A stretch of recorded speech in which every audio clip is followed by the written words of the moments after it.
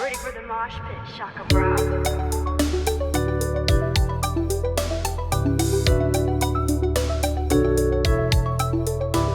What's up, everyone? Welcome back to StrangeCast Play One vs. Life is Strange Fan Podcast, episode 119, Side B. We are continuing the Patreon StrangeCast X Lost Records Journal podcast on. I am with your co-host, Adnan and Riaz. My co-host, Adam Evalt, is here. Adam, you here? I am here. Here I am once again. I'm slowly. I don't know the rest of the lyrics. Yes. Is that Avril Lavigne? Yeah. Oh, Here yes. Wait, is it Avril? Yes, here I am. Right now. Once again. Yeah, that's it. Yeah. So we're back. We're continuing straight on from the last episode. We're recording the 2nd of November. We're just continuing straight on from where we left off. And obviously, you saw Adam sniggering as well in the background. So he's like preparing for whatever question it was. I think I know what question you're preparing for because there's one specifically dedicated to that. But we will pick up from here. Yes. So, yes. Firstly, if you are new here, please do consider dropping subscribe on the channel. Turn notification like, video, share your friends. We're at 2,100 subscribers. You can help us get to 2,200 subscribers. That's amazing. And StrangeCast is available on all podcast services. So the video version on Spotify, Apple Podcasts we're available on. We're available on all those services. Go and check us out. Go and rate us. Go and download us. Go and get your episodes as soon as they become available.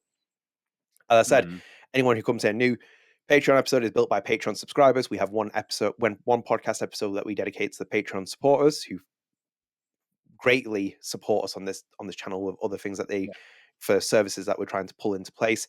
But basically, we give them the opportunity to build a custom-made episode. We put a post out, and then they give topic ideas, and we build a podcast around that. And it's usually essentially a side A and side B. We kind of pulled in the Lost Records Journal into it because it's just a bit more easier than just doing a separate one, an hour each, because we're like, actually, we can just fuse everything into it. So it built off the podcast topics that they submit. So we will continue on. Adam, should we, from here? Yes, we should. So let's go into here. And I'm going to look that. I left it exactly as it was where we were at. So it'll just be easier to pick up from. So that was Kevin Lackner's last question about Abby. Maybe she's been found at this point. We don't know. So Adam, we will go to the final question from the Lost fan who put a question in here. And they put here, barring anyone who's already done music for a Don't Nod game, who is a dream musician for Lost Records 2 for both of you? For me, it would be Florence the Machine. Imagine one of the greatest singing voices ever given to a human being featured on a Don't Nod game. That's a good take. I'm gonna say Florence and the Machine in terms of like vocals, especially. Can I underutilized in the Taylor Swift album? Can I share my story with this as well?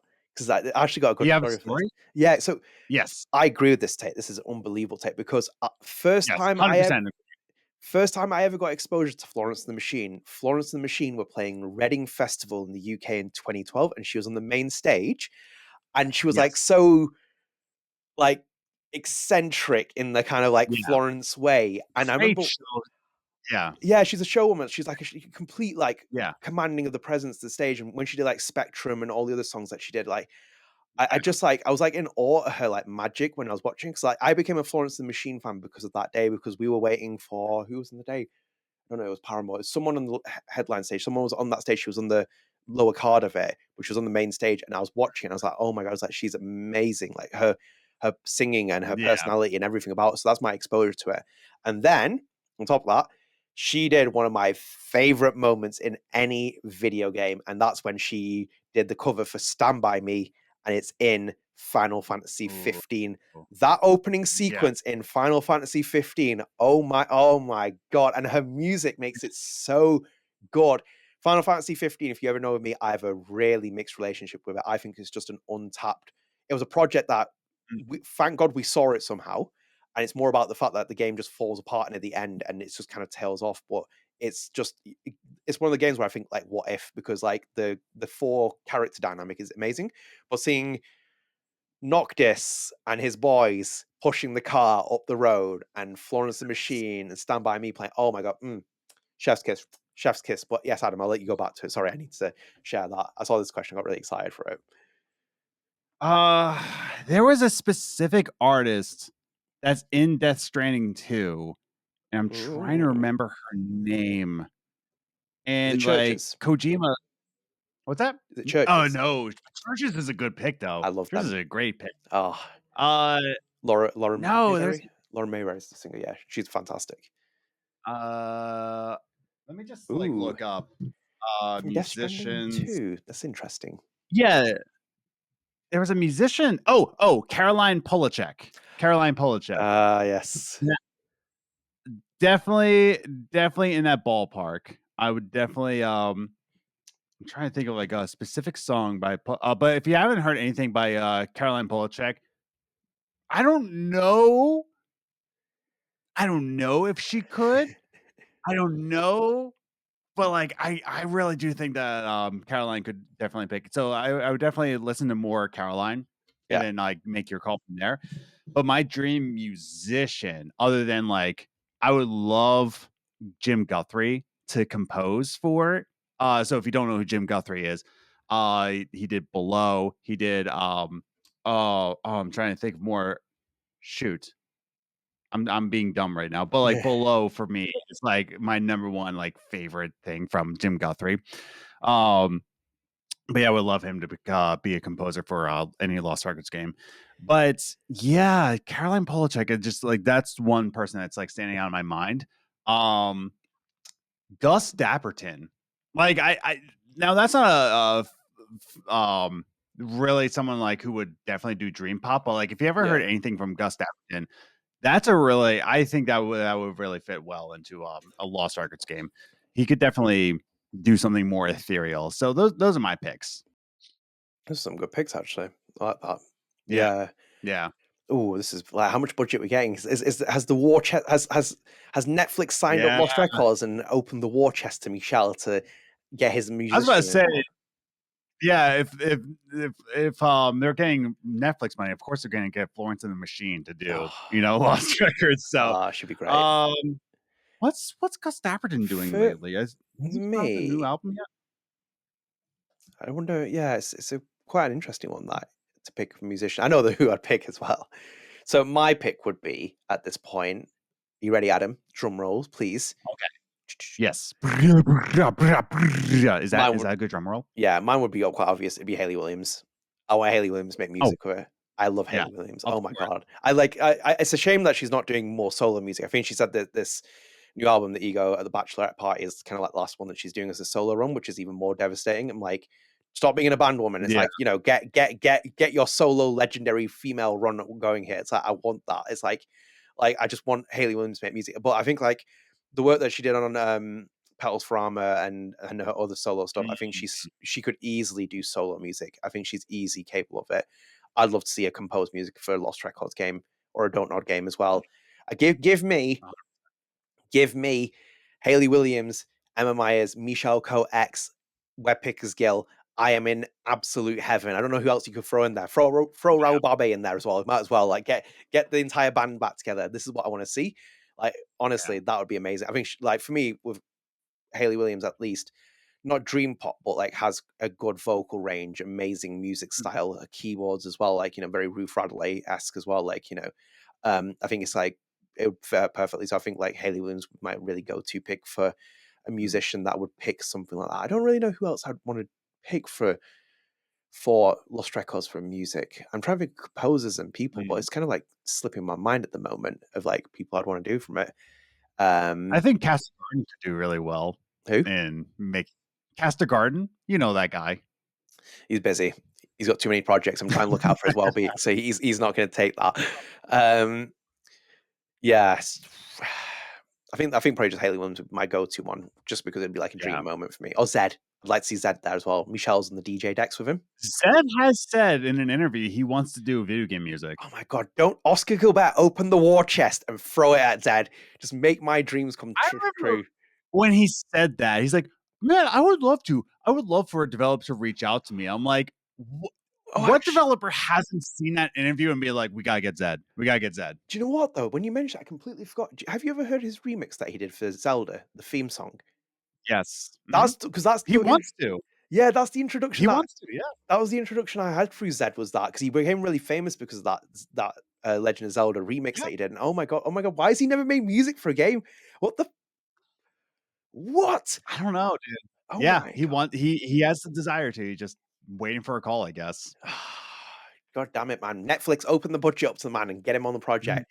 Just like pay out for this game. Oh my god, yeah, I think he would be like a dream. But I think like again, it's just a bit stylistically. He'd be good for some of the other Don't Know games, I think. But yeah, Williams, she's the one for me. 100%. Yeah. So yeah, thank you for that. And yes, great take. Love Florence the Machine. She's fantastic. Right, Adam, should we go back into our questions here? Yeah, let's do it. So we are going to Kevin Kestis, isn't it? Yes, Kevin Kestis. Scroll down here. Let's go for a little bit more thingy one. Let's go for that one. I don't know if either of you are familiar with Hannibal, but when Sam Bradley made the art for Bloom and Rage, I was thinking he could use Will Graham's line, "This is my design." Yeah. Oh my God.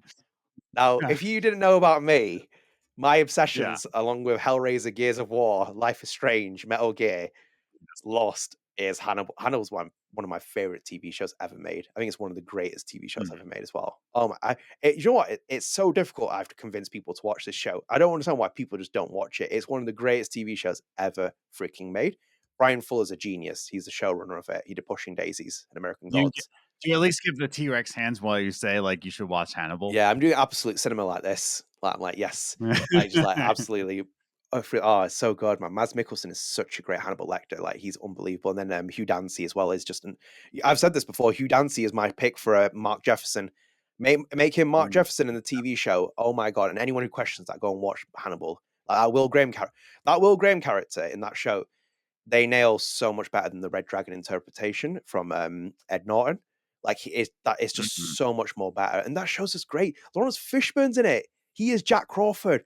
He is so good. He's underrated in that performance. Oh my God, what a show! Yes, it would fit. Sam Bradley would fit that that entire TV show premise like perfectly. His art's like just gonna make a cut here because I don't know what's happened. Adam just disappeared. It almost broke my heart because I was like, he's like not endearing my T-Rex moment of like interest. But yes, Hannibal, fantastic show. If you haven't watched it and you're watching this podcast, go and watch it. Go and watch it with Lost as well.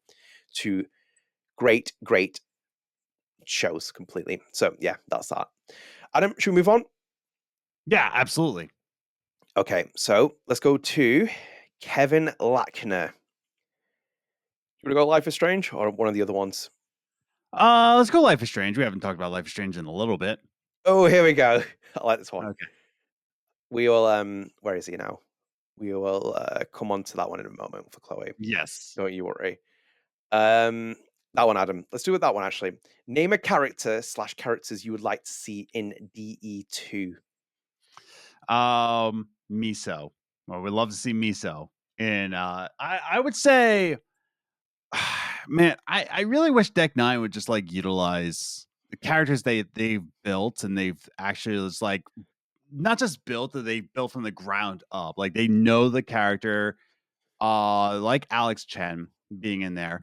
But honestly, man, like I would love to see Alex Chen. I would love to see I would love to see of course Steph. Like I don't know why Deck 9 isn't just utilizing Steph, because Steph has a very core audience. Steph has their own novel, you know. There's just like so much market behind Steph that I don't know why they're not like really utilizing that. So I don't know. Like well, Adam, even yeah, we know why they're not using it, don't we? oh, why is that? Yeah, well, When I speak, I'm in big trouble.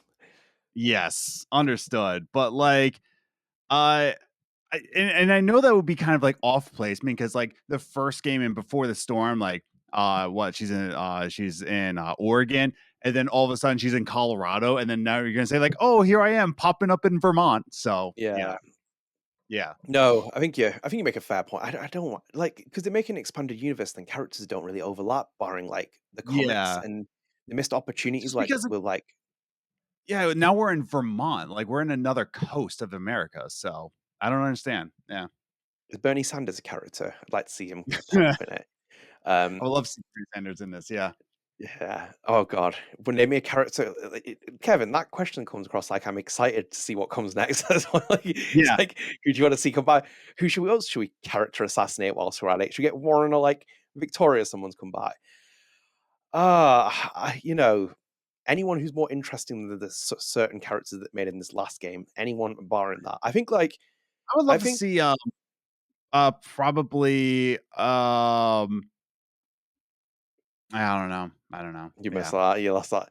I think one of the ones that I always found that was really weird that they just didn't take an opportunity was with the High Seas from the comics, Emma's comics, with the band that's playing the pirate band. And I'd love to have seen something like that where there's a cameo, because those characters could easily like slip in and out of a universe, and like you could put them in a stage and they could be playing, like, for example, that entire rock concert thing that Amanda and Max do, where they, like, the lights dropping it, like they pretend to be in a concert. It's like, why is the High Seas music not playing there? Like, get Emma Vicelli in the recording booth and get her to sing on her banjo or ukulele, sorry, with a High Seas song. That's what we want to hear. I'd like to see High Seas. I think that'd be an interesting bunch of characters where you don't touch the other characters per se. But my God, I don't know really. I wouldn't even want to touch Ponytail Dave, because I think Ponytail Dave was like one of the best redemption arcs as well. I think the way they told his story from Life is Strange 1 to 2, and including Before the Storm, I don't really want it to be touched from that. Yeah, my position's that I don't really want to see any characters return. Kevin Lackner, I don't really want to see Max Caulfield return at this point. I'm sitting there dreading John Stauder's Avengers moment with characters. And also, as well, Adam, I'm going to say this as well. I don't know if Maury would come back for Alex Chen, depending on that quotes that we did from the panel that we covered. And she's like, what the story would be and all those other factors. I don't know if she would even come back for it if they tried to bring her back in this kind of state of the project. I don't think so either. And I'm just like, I don't want to see any characters come back in DE2, quite honestly. Because again, like I said about Steph, like, how are you going to make it sense that like she jumped from Oregon to Colorado and then all of a sudden in Vermont? You know, it just doesn't make sense. Like, I know she travels a lot. Like they've already like utilized that, but I don't know, man. Like, and again, why would Alex Chen be in Vermont? Like I know she's traveling with Steph in one alternate ending, but like, why would they be there? It just doesn't make any geographical sense. Like, it already doesn't make sense for Max to be in Vermont, other than like she traveled as a photographer and now she's in Vermont.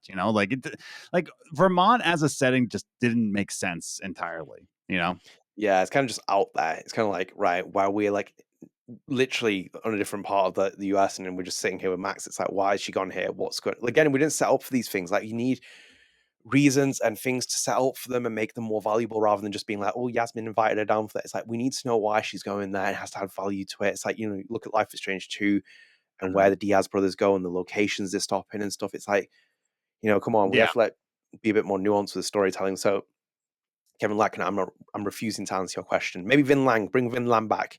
I want Vin Lang back. I want to play Smash or Pass with the new set of characters. Jesus fucking Christ. Yes. Right. Adam, Kevin Kestis again. Should we go to the next set of questions here? So I'm going to scroll down. Let's go down here. Here we go. So I'm going to say this one, Adam, actually. This is interesting. Okay. I enjoyed games that got hate, like Star Wars Outlaws and Forspoken. What are your thoughts? I think that you need to get better taste. I think that you need to change your name from Kevin to literally any other name. I stand by what I said in side A, that if you paid for a video game, I hope to God that you enjoyed it. Like if you pay for a product and you end up liking that product, that's all I hope for. To say that Star Wars Outlaws and Forspoken you enjoy, I'm trying to think. There's a couple games where I'm just like, I don't understand why people hate this so much. And I'm trying to think of one that's like people really hate it, and I'm like, I don't understand. Like, why do people hate it so much? I'm having trouble because I have perfect taste. I think it's hard to say. Yeah, because like I can't really think of games that I like that people hate. Like, I don't keep those like Venn diagrams together. I just know what games I like and whether or not people enjoy it or not. You know? I end up like disliking a lot of games like The Last of Us Part 2 and stuff, and people don't understand it. And I'm like, there's quite clear signs of why there's a lot of issues with that game. Yeah. No, I think again with Outlaws, I didn't play it, but I've seen some previews and I've seen some gameplay. I think Outlaws is a lot like Double Exposure, where there's something missing about it, and people are just like, they enjoy it for what it is, but I feel like there could have been more to make it more special. But from what I've heard, people like Outlaws, but people hated Forspoken. They hated it. I can play it because it's on PS Plus Extra, so I'm planning on just like dabbling in it because I don't know anything about Forspoken. I just know people hate it. But I think it goes into saying that like you like what you like, and if you paid money for it, I hope you do like it. Yeah, I mean, I really don't care about Star Wars Outlaws, to be honest. It's not really. It's a Ubisoft game. Yeah, it's a Ubisoft game. Yeah. Yeah, well, that's probably the reason why I haven't bought it. I haven't bought a Ubisoft game since Watch Dogs launch. I have a game that people hate, but I love it, dude. Assassin's Creed 3, specifically. People in the Assassin's Creed community hated 3, dude. And I'm like, I love this game, dude. I won't say it's my favorite Assassin's Creed, but I'm gonna say like I like Assassin's Creed 3 a lot. I think it's Assassin's Creed 3 signaling what's about to fucking come from that. Like, we got Black Flag, but like, there's just some. Like, Assassin's Creed 3 wasn't. I think Assassin's Creed 3 was hated because it was the protagonist, because Connor is not a very good protagonist, because he's very hard to make likable. And that's the problem. Like, in itself, it has one of the best plot twists that are going because it's unbelievable. But then I think the American setting's great, but they don't. It just feels like it's a little bit. It's quite slow and dry, and like going from Ezio to Connor is such a big transition because you go from the charismatic, you go from the charismatic man from Italy and then to the Native American. It's so different in tone. And I think like the ending is as I said, it's setting up the next phase of something. I think like it's an interesting game though, Assassin's Creed 3. When I went back and played it, I didn't hate it. I just remembered why I didn't really care for it too much. It was kind of like, oh, okay, it is what it is. But it's kind I of think hard for me too was like True Colors when it first came out. I loved it, and people were just like, "This is not great." It was polarizing when it first came out, and then Double Exposure came out. Like, you know what? You know what? Maybe I was too hard on you. Yeah. No, my thoughts are just like, you like what you like, man. I don't know. Yeah. Like, it's just at the end of the day, I'm just trying to play a character on this show, and like, I am the wrong person. Like, say like, oh, you have awful taste. I hate you. You know. I don't know sometimes, but like, it's kind of hard though because like I don't get that thing where people get like that. You know, everything has to have like flaws in it. Every game has flaws in it. Every game has like problems in it. I just kind of Vanishes has flaws for sure.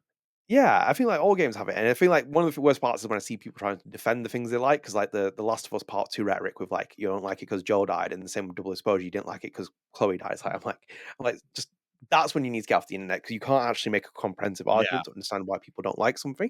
I listen to all kinds of things. I listen to like all kinds of different reviews and whatever else to see what people are like. You know, some people like the things that I like, and some people don't like. Same with on Death Stranding and Gears of War, and so I don't agree with a lot of people, but I do listen to their reviews. Well, Forspoken did not appeal to me at all. And Square just had no idea what it was doing with the budget there. It was way too expensive to be a project someone's going to really care about. And then Star Wars Outlaws doesn't really appeal to me. Not really been that interested. The Star Wars Respawn game, I played the first one last Jedi Survivor, is it called? Yes. Yeah, Jedi Survivor was the last one.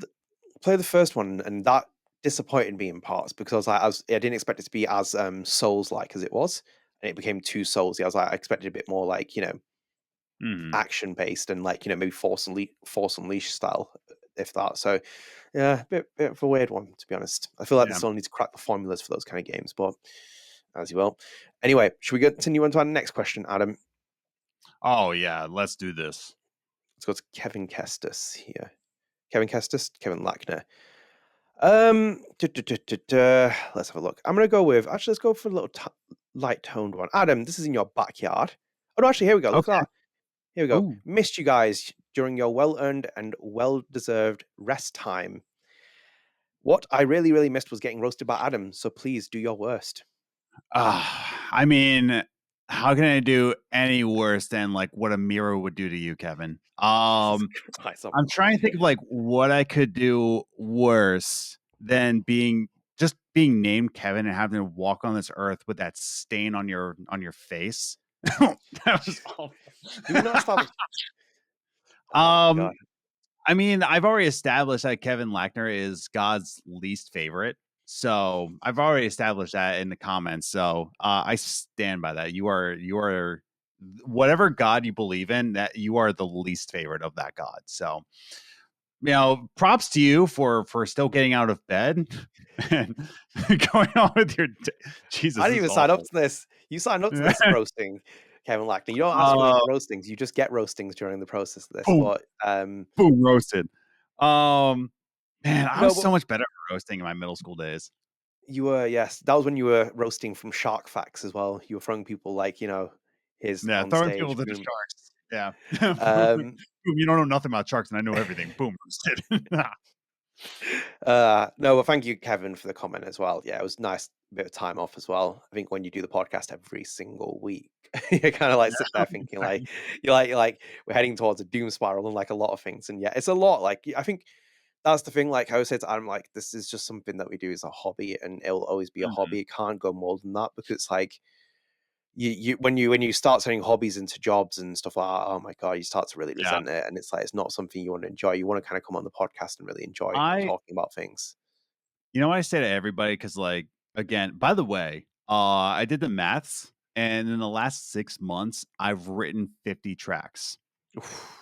I've written 50 songs. So in the last 6 months, and a lot of upcoming musicians, I'll tell them what I do, and they're like, man, I wish I could get to that level. I wish I could. And I say it every time, and I heard it from somebody else, and it speaks true. You want whatever it is you want to do. You want it to be your everything until it becomes your everything. Oh God. It really is just once it becomes your everything, then you're just oh man, what did I do? So yeah, I think that really gets into what your next career path to be. What would you want your everything to be? And fortunately enough, with music, I want it to be my everything. I want it to consume me in a business sense, but cooking, no. I work in restaurants just to pay the bills, but I do not want restaurants to be my everything. Some people do, but that's not my everything, you know? And you have to be careful with that. I think it's a really important lesson to have, especially when we're in our old 30 years old ages. And it's you kind of sit there thinking just be careful about what you pick, because you do not want to turn your passion into it. Sometimes you do, sometimes it's a necessary kind of thing, but you have to brace yourself, because when you start becoming quite desensitized towards the things that you love, you kind of start becoming quite, and the worst part is you start becoming resentful towards it. Then it's oh God, here we go. This is a kind of a bit of a death spiral. So yeah, be very careful about that. But yeah, it's just a lot of things this channel's I do this as a hobby. It's not more than anything else. I don't work in game journalism anymore. If you want to find Life is Strange news and other things, people should be doing that. It's not my job. It's I find it in my spare time when I'm finding something. I'm reading Moroccan magazines, and Adam's oh, who's this donut developer you're talking to about? But no, I think it is just a hobby, because it's I can't make this my job. I left games journalism years ago. Best decision I ever made. And it's I do this as a part-time thing where I can just do it as a hobby and a bit of interest and whatever else, and bring a bit of love back in the world if it's possible. If I'm bringing back love, that's the other question. So yeah, you have to keep a very fine line with it. I think that's the thing. So I think even taking that time out, we did a lot of interviews. I did Ruth Radley, I did Sam, and I was I just need to recharge whilst I'm doing my other things in my personal life as well, which was in itself quite heavy. So yeah, I think you just kind of work within your competence for that. But ultimately, it's just that as well. We have a very quiet time with Life is Strange at the moment, and all these other things that are happening. So you got to do what you got to do. So that's that. So let's go back, Adam, to Kevin Kestis. Okay. I don't know what question Kevin Kestis asked, but let's have a quick look, see if there's one in here. I prepared for one of his questions. I assume that you've got ready for this one. Simpsons GIFs. Let's see it. I do. I have 2 of them, actually, ready. Ready. Let me just move that to the left side for you. All right, so Simpsons GIFs, I have one that I use the most frequently, right? So honestly, I look through them and I'm you know what? This is the one that I would most frequent. Krusty the Clown saying, "What the hell was that?" That's literally the one that I had. God almighty, God damn it. That's the one that you always have to go for. It's just with the cigarette. It's just like, well, what the hell is that? Like, Always. that's the best reactionary one. But my second one is like, canonically speaking and context wise, this is the one that makes the most sense as a GIF, and there's no other one that would makes the most sense as a GIF. It's when that's so funny, that one. Dr. Herbert, like, yeah, he just like, and it just keeps going, like, it just keeps going, doesn't it? And it's like, that would make the most sense as a GIF. So, oh god, that's actually pretty yes. funny, that. Yeah. So I've got mine loaded back up now, just in case, because I lost my other one because you picked it. This is one of my personal favorite.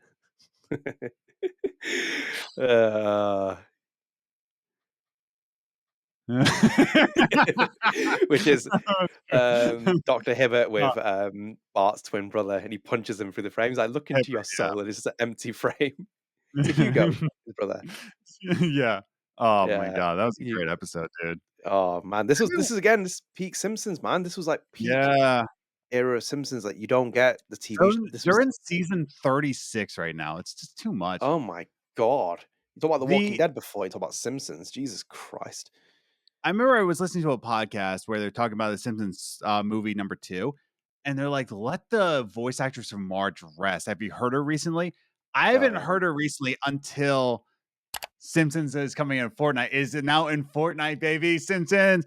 But the voice actress from Marge did a cutscene for it. It's let the woman rest.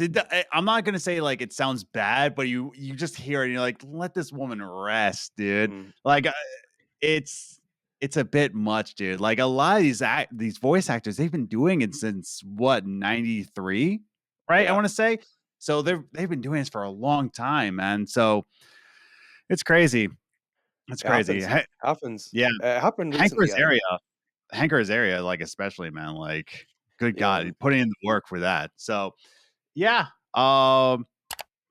Man, peak Simpsons was back in the day, man. Peak Simpsons. Yeah, the truth is something as well. I think like the thing is though as well, like Matt Stone and Trey Park had it recently, because I think one of them had COVID, and when Stan is talking in one of the recent episodes, he sounds so differently, and like, and itself as well, Cartman's changed as well. I think Cartman changed because they couldn't do the voice anymore, like the old school, yes, like the voice that used to do the old thing was like, respect my authority. Yeah, they got rid of it. I think there's a General Lee episode where he changes. I think he got really put off by the Southern accent thing that he did, so he went and changed it. But it does take its toll on you. You can only do it so long, because like, especially Marge. Yeah. I think, funny enough as well, I think it was Dan Green who plays Yugi and Yami and Yu-Gi-Oh! And when he came back for the movie that they did, the anniversary one, I think I remember him saying that he was quite unsure that he could do the voice anymore, because sometimes that does actually happen where voice actors leave their roles and they get the voice goes at that point. It's like, it's not like it's Troy Baker. Troy Baker's voice sounds universal across a lot of the roles. Like, with voice actors, they will change their voice. Same with like, with the new King of the Hill, they have Bobby Hill, like that. That's voice actress. Who does Bobby? But anyways, I'm pretty sure the voice actress, they had her do the same voice as the original ones, like when he was 10, but he's now 21, something like that. Yeah. So he's like 21, 22, but they're like, oh, same voice. Like, why? Yeah. It'd be the same as Kylie going back and playing Rachel Amber now. She would sound very differently. You wouldn't think it, but she would sound she does sound differently. You can see it in her voice as well. Like, she was 18, 19. She's now in her late 20s. Like, it's gonna change her voice a little bit, and like even tonally as well. Like, accents and things can change as well. So it's like there's like little nuances that can happen when your voice changes. So yeah, Simpsons, my face, just end it, man. It's like watching a child get slaughtered, isn't it? It's like, you can't do anything about it. Like, it's just, my God, what a shame for that show. Like, it just absolutely being run into tatters. So Adam, should we get back into this? Yeah, absolutely. Bounce it back and forth from the Kevins. I'm going to move us back down here. Should we address the elephant in the room? Yeah, let's address the elephant. So this is a series of questions from Kevin Lackner, and I'll put them on here. Do you guys know if Chloe being in DE physically was a no from the start?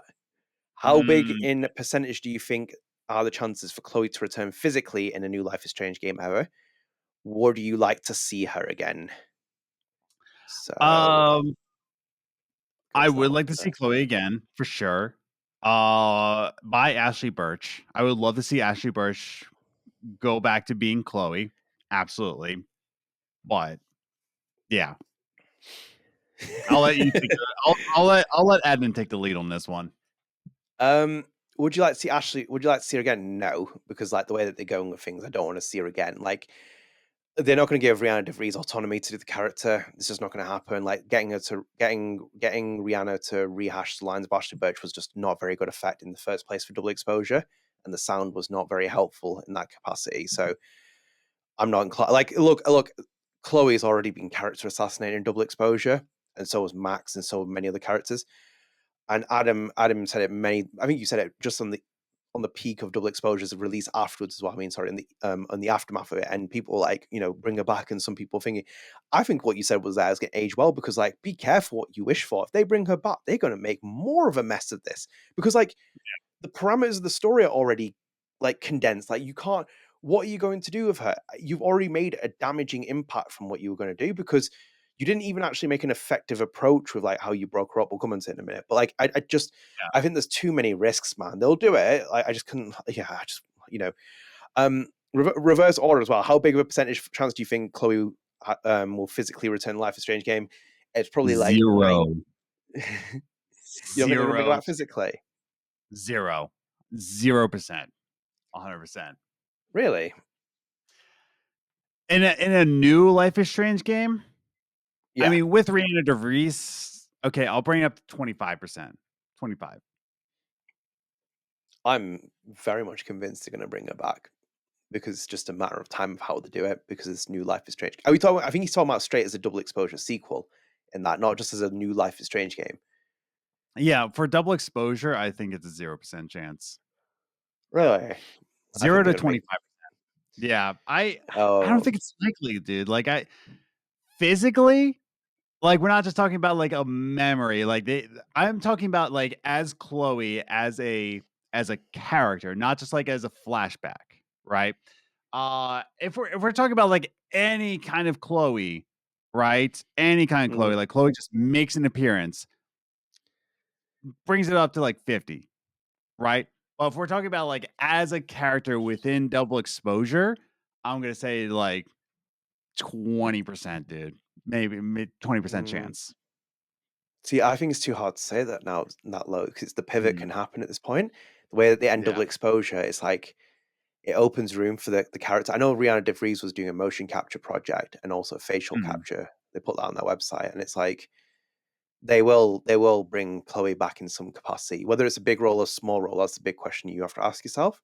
But like, in terms of a motion capture, if they're going to do the sequel to this project, then I think it's a very highly likelihood chance. Like where that's positioned in the story, how it plays out, even if it's at the end, it's just a physical Chloe or something. I do have a very funny feeling they're going to do it, because the assets are kind of there to be built up for that kind of character. Because I'll kind of go into the first comment. I'll kind of wrap it all up in one go. So obviously you said that as well. Do you guys know if Chloe in being in DE physically was a no from the start? For me, this doesn't really break anything that I've ever spoken to anyone about it. This is just general dot-to-dot connections. As far as I'm aware, she didn't have a physical role in the game to start with. Like what you get on that project of double exposure is exactly what it is. Like she is just basically a component of that story, and there's things that connect that. So, for example, look at Mallory Littleton's tweets leading up into the game's release. Like, look at she was the writer on the project. She was one of the writers in the project. She knows the kind of like that process of what she's writing. So, if it tells you the way she was writing the story with the other writers, it tells you that Chloe was basically a no from the start, where it's like she's not going to appear physically. Yeah. If you look at how double exposure plays out, and even the ending where Max Caulfield will return appears as well, clearly you have the assets and all the other things built in place for a continuation of this story. So you don't have to spend more time on the development period. It's going to continue with it. If, and I'm going to be very finger with this as well, if you take the rumors and things that have been said online, where the game was split, as there's been suggestions that have been said by other things and whatever else, where that split happens there down the line, that's where you can pivot and you can make Chloe appear physically. Chloe was going to play a part, at least as far as I can see. Chloe's going to play a part in the story, no matter what happens. But the physical role is not there because, for example, if you had her physically appear in Double Exposure 1, the first part of it, you would have used her assets in terms of her picture because you have the butterfly emoji on the text message. Like, they don't even show what she looks like. We never see what adult Chloe ever looks like in any way, shape, or form in Double Exposure. So, as far as I'm aware, Chloe was never involved physically from the start. That's what I know of it. That's just from a ton of different places that I've been able to map things out and fix together. There are question marks around Rihanna DeVries's motion capture projects and other things that they've been saying that they've been doing. But as far as I'm aware, Chloe was not involved in the process of this. That's just from what I know, what I've been able to map out mentally, physically, whatever is in my head. That's basically what it is, because Double Exposure, that was the future of the series.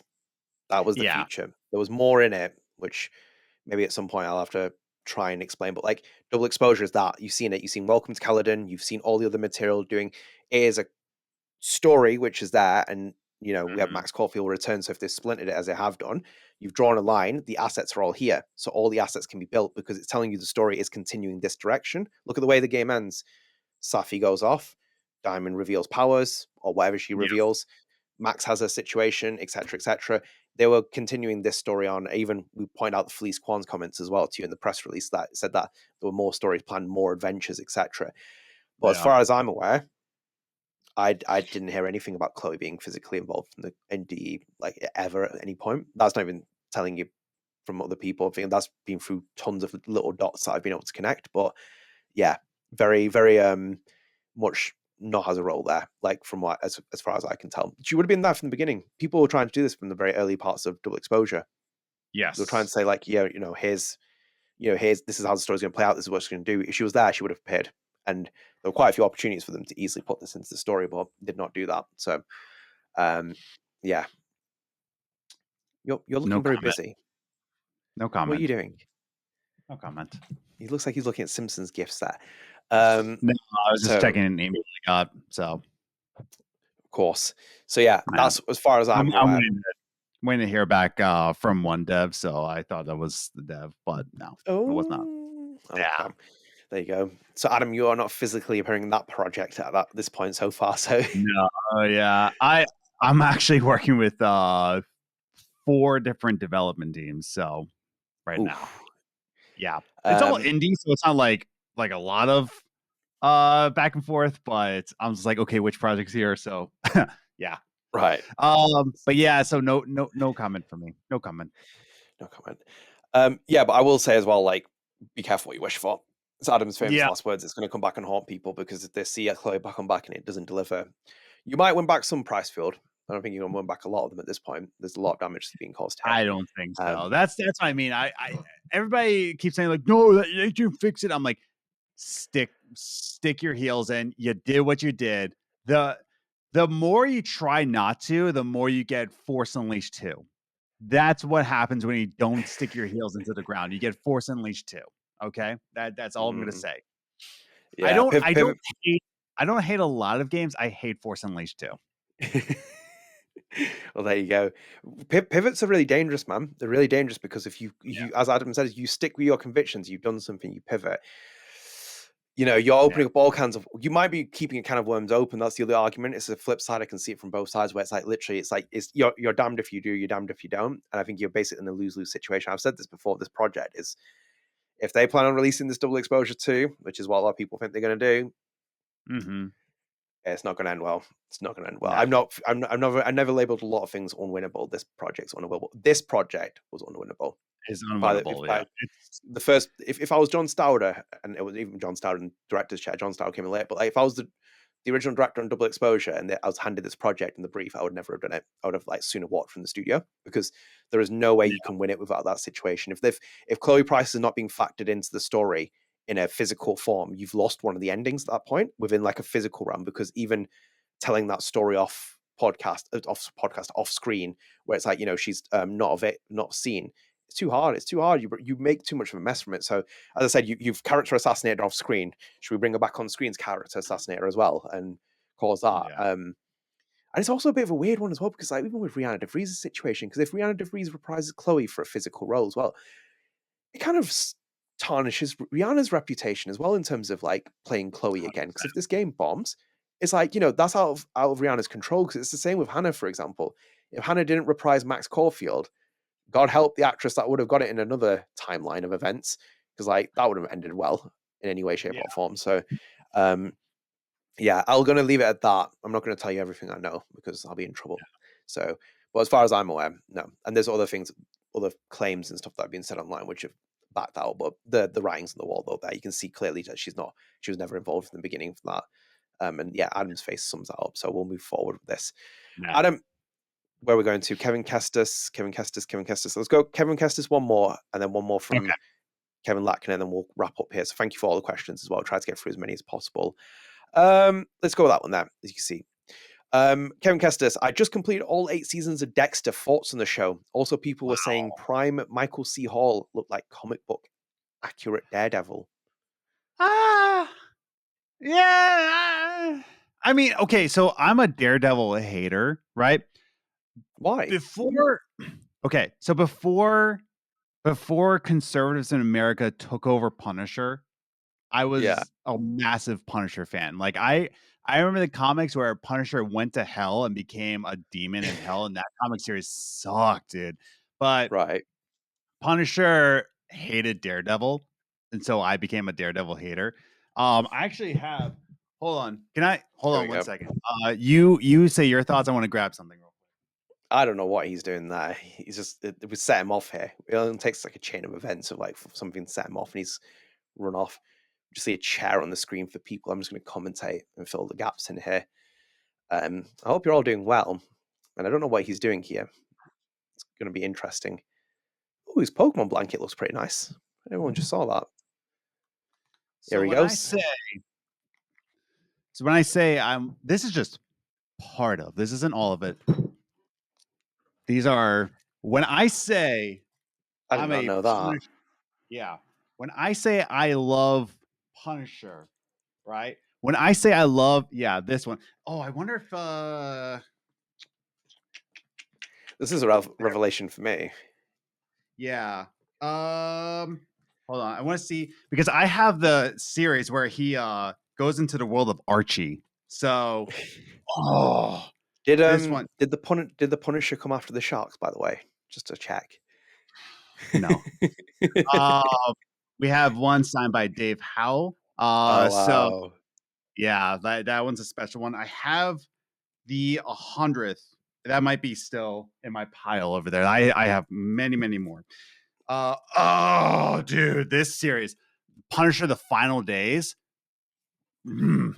So when I say I'm a Daredevil hater, and when I say before conservative Americans took over Punisher and have never read a comic in their entire fucking lives, I love Punisher. I loved the original Netflix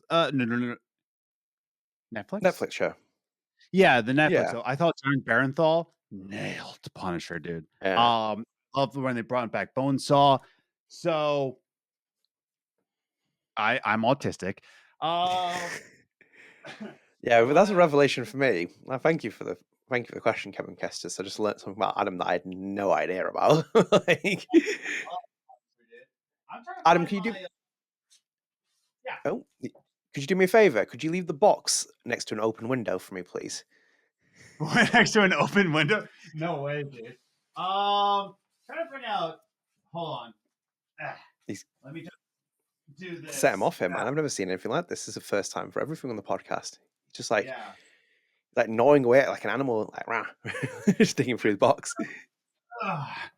All this is just that pile I showed you, and then the other pile I showed you. It's just part of it. I don't know where my rest of them are. But this and Moon Knight. I have a lot of Moon Knight comics too. So when I tell you that I hate Punisher was a personality for me for a very long time. So I'm trying to find my question. Yeah, go for it. Who wins in a fight between the Punisher and the Shark? Punisher wins every time. There was what about 100 Sharks versus Punisher? Spider-Man, Punisher, and Daredevil. That was a good series, dude. Yeah. So, yeah, I love Punisher. He does love Punisher. There's no disputing that evidence. Like, thank you for the revelation, Kevin Kestis. There we go. Found it. With Archie. Oh, wow. Yeah. Oh. Yeah, that was a great series, dude. Absolutely great. How much do you think that box is worth? Batman versus Punisher. That was a great one. This one, I have a couple signed ones. Oh, the summer special. This one is I don't think it's quite valuable, but it's very special to me. My entire box? This box, just this box. I don't know, dude. Probably $5. I was gonna say $5 grand. I have a couple limited edition ones. I have signed copies, like the one I showed you. This one. If you ever read anything from Punisher, oh my god. Okay, I'm gonna stop nerding out. This is about Dexter. So yeah, I love Punisher. We need to get you on Pawn Stars so you see Rick and Chumley. You're like, let me get my comics expert. Yeah. So you can like rate your comics. Yeah, you never knew how much I love Punisher and Moon Knight. So like, no, I did not. There's a revelation that. Yeah, so I get pissed off whenever like conservative Americans like have their stupid Punisher logo. Like, yeah, I'm a tough guy. I'm like, you don't know anything about Punisher. You know very little about Punisher. You know very little about his dynamics, what his convictions are, why he's doing the way he's doing it. Do you know that? Like, why he's the Punisher? It's not just because of like conservative America and taking back America again. He is. I'm not okay. Dexter. Do you have any thoughts about Dexter? Yeah, I only ever watched. I had a old roommate who loved Dexter, and I watched it once or twice. But I think the thing is with Dexter, I caught it at the wrong time because I started watching it NBC's Hannibal, and I really thought Hannibal was just 50 times better than Dexter was as a kind of show with that kind of like at least similar concepts and themes. So I never really got into Dexter after that. I kind of like I think I must have missed the bandwagon from it. Which is a bit of a shame because I know at that time as well. I also picked up Archer, which I watched for a little bit, which is hilarious. If you ever watched it, yeah, Archer, great show. That's so funny. He's so funny. Lana. But no, I've not really got too many feelings in Dexter. I just kind of think like I caught it at the wrong time. I think personally, I think if Hannibal hadn't come out, I probably would have got into it. But no, I'm different. Yeah, I'm also indifferent in Dexter. I grew up with a lot of my friends who were really into Dexter. Like the bassist of my first band in high school loved Dexter, loved it. Right. So like I watched a few episodes with him, but like I don't think it was bad. I don't think it was like a bad show. I think there was something to it, but it wasn't really a show that clicked with me. Like I don't think it's I don't think it's bad. I just like I don't know. I never really clicked with it, to be honest. Yeah, I feel the same way. I think that's basically where I'm at. If Punisher was in it, yeah, you could get me, but but yeah, no. So yeah. So next time one of these episodes comes around, everybody knows about my my shameful collection. By the way, if you ever read anything from Moon Knight, I definitely recommend getting the Scarlet Redemption. Oh my god, such a good series. So Scarlet Redemption on those comic books. So yeah, there you go. I just hijacked that conversation from Dexter to go into Punisher and Moon Knight, which I hated the Moon Knight series. The Moon Knight series sucked, dude. It was awful. Yeah. So yeah. They got him in representing Judaism. So I was like, okay, good. You're recognizing that Mark Spector is Jewish. I'm happy about that. That's basically what they got from Moon Knight. So yeah. Fair enough. Right, let's get one more question. We'll get one off from Kevin Lackner, and then we'll go from there to comment at the podcast and also spread the arts. Kevin Lackner, let's have a look at what you're doing here. Let's do that one, actually. Seems like a bit of a simple one. What's a good location for a game outside of the United States and not Canada? England. Bring back GTA London. I'm going to... like a good one. I'm trying to think of like something that's like niche, you know? Like I would think like something in like Eastern Europe, you know? But like Eastern Europe in like the 1700s, you know. We're talking Jesus. yeah, like something that's like really dark and gritty, but like in Eastern Europe. Yeah, like ancient, ancient 1700s ancient. Like somewhere in Turkey. That would be cool. Yeah. Yeah, that would be interesting. That would be Yeah, interesting. 1700s Turkey. Yeah, I would say that. Yeah, it's interesting. It's like a lot of the games are starting to cover areas now as well. Like obviously the big Japanese trend like goes to Yeah, of Yotei course. and Tsushima covering things. I would personally love to see a game set in Latin America, but in the period of Ooh. the Cuban Missile Crisis / Yeah. in the Cuban Oh, Revolution. I think so that'd be you're talking interesting. about Black Ops, but it wasn't set during that. Yeah. I know, jeez. See, I was just like, it always, yeah, maybe in like Latin America, revolutionary Latin America, and kind of go through that period of like transition. I Like think the that would be perspective interesting. of like their perspective during the Bay of Pigs, you know? Yeah, I think those are kind of interesting. So I always say like if you ever read like history, for example, like sometimes like well, obviously we'll call it the Vietnam War, the Vietnam War, but like Vietnamese historians will call it the American War because it's like why is it Vietnam War? It's like the Americans came and invaded in Vietnam, so it's like sometimes there's consensus difference of like how you label something. So I think like with maybe with like Latin America somewhere in like the early to mid 1900s. And it's just so many locations that people. I'd also like a game set near the communist revolution in the US and the Russia. Mhm. Sorry, US. I was going to say SWAT teams would come flying from my door at that point. It's like Yeah. who's just saying this about the US? Probably like Russian Revolution. I think that would be interesting. As a period of time. But yeah, interesting. Or in Nice. France, set it in France, outside Dontnod's headquarters. That's also a location I'm liking as well in Paris. Yeah. So there you go. But actually, we had Remember Me in Paris, so you can't really pick that. But yeah, thank you so much for all the comments on the Patreon episode. We really appreciate all your comments from that. Adam, are you still messing around with your Punisher comics? No, I wanted to show them my Moon Knights. What are we showing you? Oh, there we go. He's showing you something, guys. You better brace yourself. You're on the audio version. You're missing out this little hole that Kevin Kestis has sent him on. Yes. So there we go. So you're going to be looking for Moon Knight Scarlet Redemption. It's going to look like this, right? So Scarlet Redemption, it's a very, very good series. It's not recent. But this one, if you can get your hands on, go to your local comic shop. I'm looking for a Moon Knight Scarlet Redemption. There are 5 parts, and then there's an epilogue. I have autism. Well, not autism. I have ADHD, maybe ADHD, but definitely ADHD. I've been diagnosed, and this is why. But yeah, Moon Knight Scarlet Redemption. If you ever get your hands on one of these, oh my god, such a good series. Yeah, there you go. So you got the all the tips there. So Adam, should we go into comment the podcast? Yes, let's do it. So the first one, we're gonna go with the Cinnamon Polar from episode 117, side A. So I'm going to put this comment out here. This was about the focus group feedbacks, research fence, etc. Comment says, I disagree about just looking online for feedback. There is significantly more negative than positive commentary online, and it's generally known that people who had a more positive experience don't always leave feedback or reviews. Having people in person can be less biased and has a lot better potential to get very specific answers or details without being flooded by hate comments.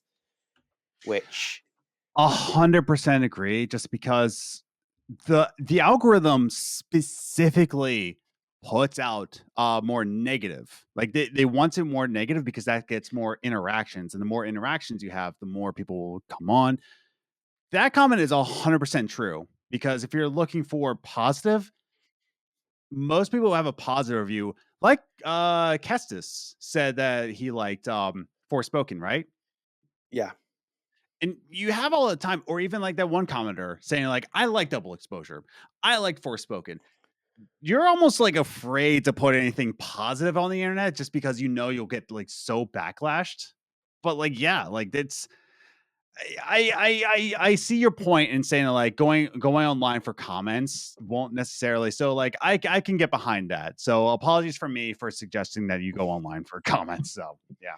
I don't know about that. I disagree, and then also agree with the last part more than the first part because like you're also cherry picking by saying that you want people to come because they actually like the game.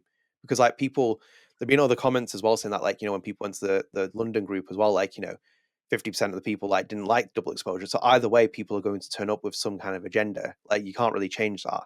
Like Yeah. I don't like. I think like with the comments and stuff, you can basically just like generate like an idea of like an overarching reception of something. Or if you set like an anonymous poll, people can submit things. Maybe it does attract more of an engagement basis where people who don't like the product will express their feelings about it.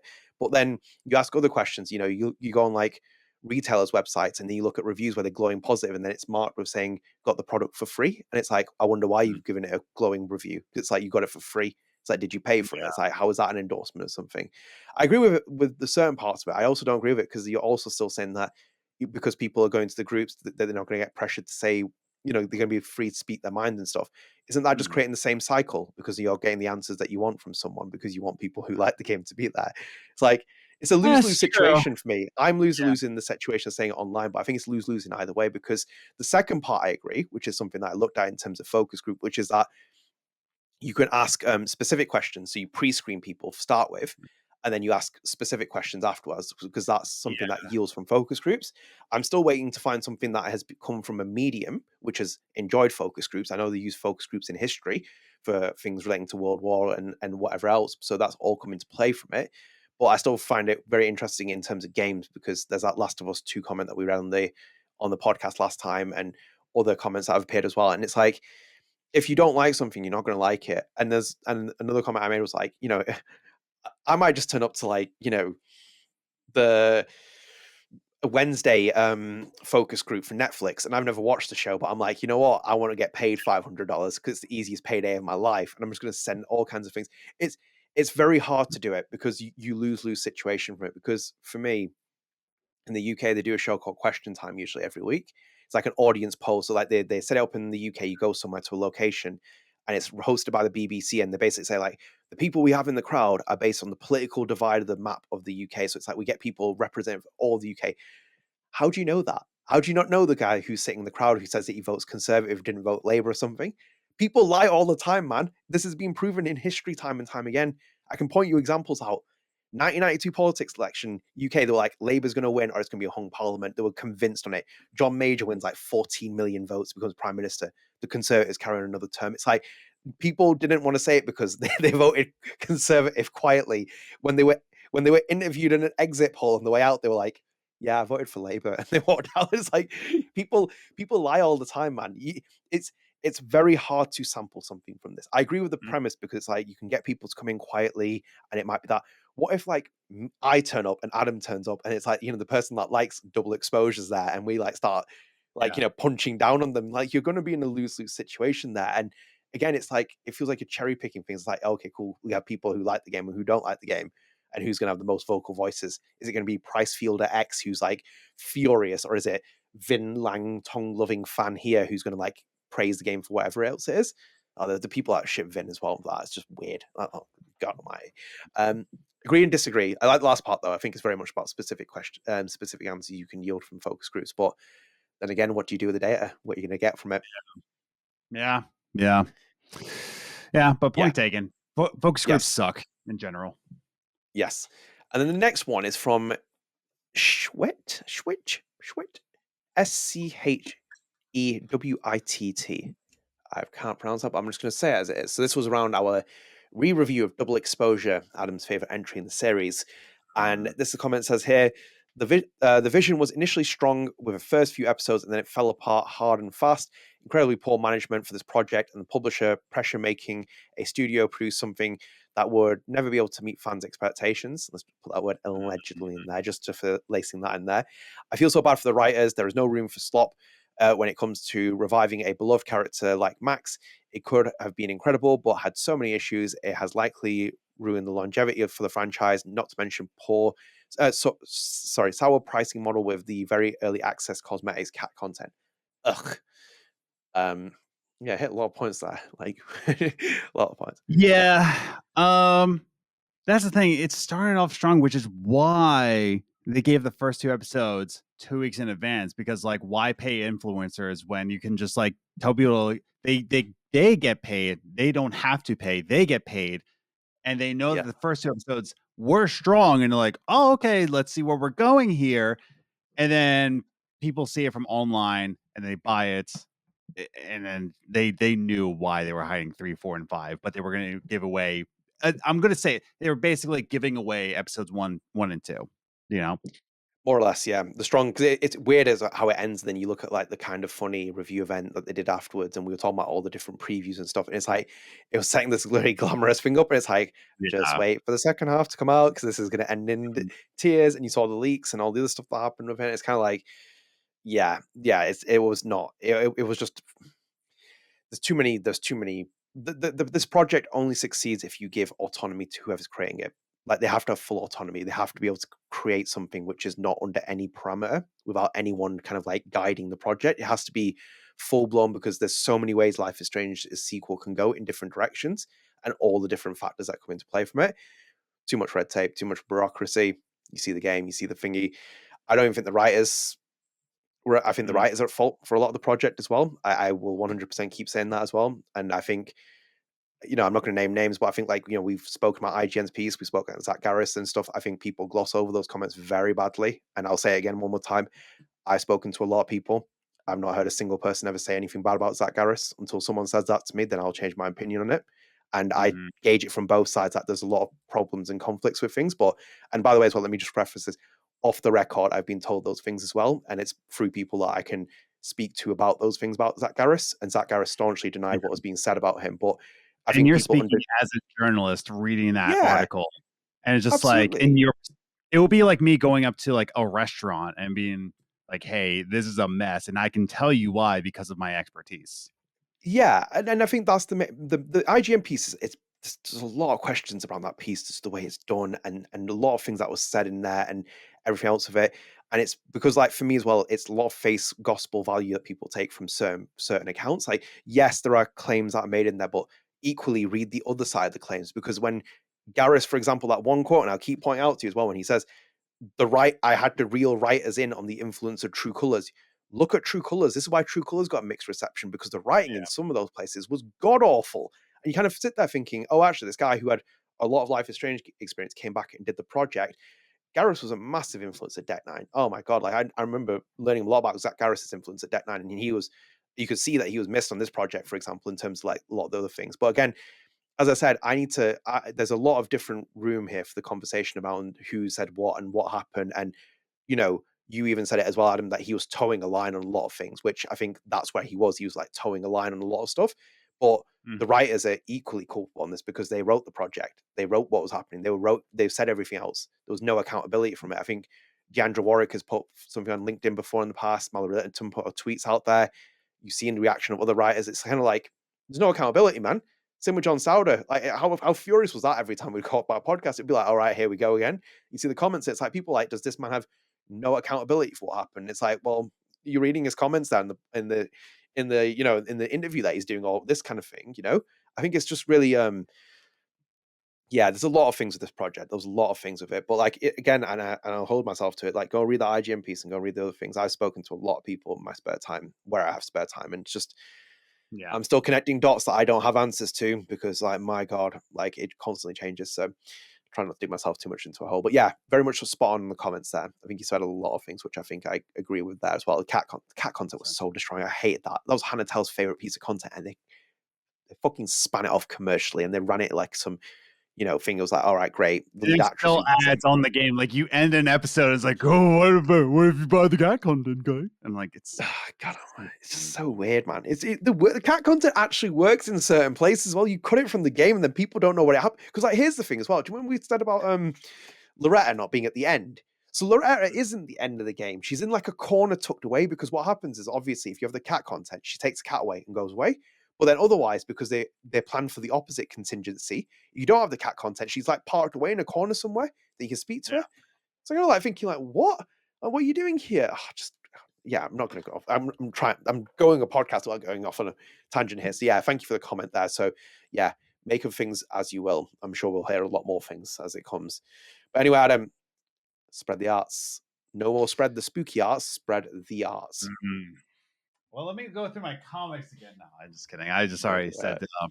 Yeah. Man, because man, I mean, I'm gonna say this. I always replay this game every single fall, and I'm in my middle of my playthrough of this again for my fall. But I always recommend Night in the Woods, man. Like I always recommend it. It's one of those games that, like, if you haven't played it, it's one of those indie darlings that I wish that the development team didn't go through what they went through. That being the accusations against Alec Kowalka, who then took his own life, which unfortunately, like that situation alone, like, just was such a mess of a situation, and it took a man's life. So that sucks. And then of course the development team broke off. The main developer had health scares, so like the sequel of this, just a whole mess of the studio that just breaks my heart. But the game is still very, very special, mostly because it takes place in Western Pennsylvania. So it really strikes home for me, even though I grew up in Eastern Pennsylvania. But yeah, so it's a really special game. It has that spooky kind of lore, but also it says a lot about how you build friendships, a lot about mental states. So it really dives deep on a lot of different issues. And there's a line in there that just gets people every time. The line goes, "I believe in a universe that doesn't care, but people that do." And that's just like something really, really special. So, yeah, I'm always going to recommend Night in the Woods if you haven't played it already. You own a copy, I believe, on Switch. I do, Yes, on Switch. Yes, yeah, I need to actually turn that Switch on. It's been ages since I turned it on. Jesus Christ, I need to yeah. get back on that. I definitely recommend people play Night in the Woods, dude. It's only 8 hours long, so it's a very short game, but it's a special one. It's a really special one. Oh, very nice, very nice.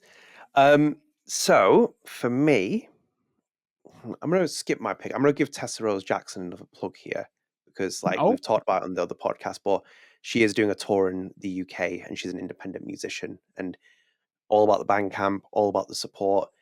This is a UK tour going into Europe as well, so you can see her dates and times and things to go and check it out. I'm going to give her a shout out there because I think she's, again, I feel like people don't talk about her work that she did on that soundtrack because I do listen to that soundtrack a lot more recently after I played Double Exposure, and I think the score composition's amazing from it. I think like the stuff that they were doing, I think that they didn't do enough justice on like the stuff that doing the Freddie Mercury stuff, like when she was on the piano and stuff. I think it's kind of overlooked with it. So I'm going to give her another shout out because I do want to support independent artists and whatnot. So yeah, go and check out. She's going to a tour. She looks very excited for it as well. So, you know, new album for her. And yeah, it'll be exciting to see where she goes from here. Maybe DE2, maybe she carries the ship and saves it. So that's my shout out. cool. So Wow, Night in the Woods it's and been Tessa Rose Jackson and Moon Knight, Scarlet Redemption. yeah, just a lot of Life is Strange. A lot of Life is Strange. Oh my God. Life Strange. Yeah. Just if we are heading towards the end of 2025, and genuinely, sometimes I sit here thinking, like, did I think Life is Strange was going to be where it's at? No. Did I think Lost Records was going to be where it's at? No. Like, I'm like sitting here thinking, like, what else could possibly go wrong? And I'm already seeing one foreseen like thing that could go wrong at this point. But I'm like sitting here, like, what else could actually happen? And I finally found the one I wanted to show off. then we go basically. Also signed by Chuck Dixon. So yeah, cool. Yeah, look at that. And then we've opened this Pandora's box about Punisher as well. That was another thing that wasn't expected. So there you go. But yeah, I hope you all enjoyed this. Thank you so much for joining us. Leave us your thoughts in the comments about any of the topics. We'll be looking forward to picking them out, and we'll pick them out for the next episode, one from side A and side B. But we'll sign off here. So thank you so much for joining us. If you are new here, please do consider dropping subscribe on the channel, turn notifications, like the video, share with your friends. We just crossed 2,100 subscribers. Help us get to 2,200. It's greatly appreciated. And StrangeCast is available on all podcast services. So it's available on Spotify, Apple Podcasts, all those podcasts. So go and check us out there. Go and rate us, go and download us. You help support us. So as I said, bear with us. This podcast will come out. I'm sure we'll be recording StrangeCast next week at some point, me and Adam. And then obviously Sam, I'm hoping Sam Bradley will be up next first in terms of Lost Rockers Journal podcast. So that will come up next after these 2 Patreon episodes. So I hope you look forward to it. But yeah, until next time, guys, see you later. Bye. Later. Ready for the mosh pit, Shaka Bra.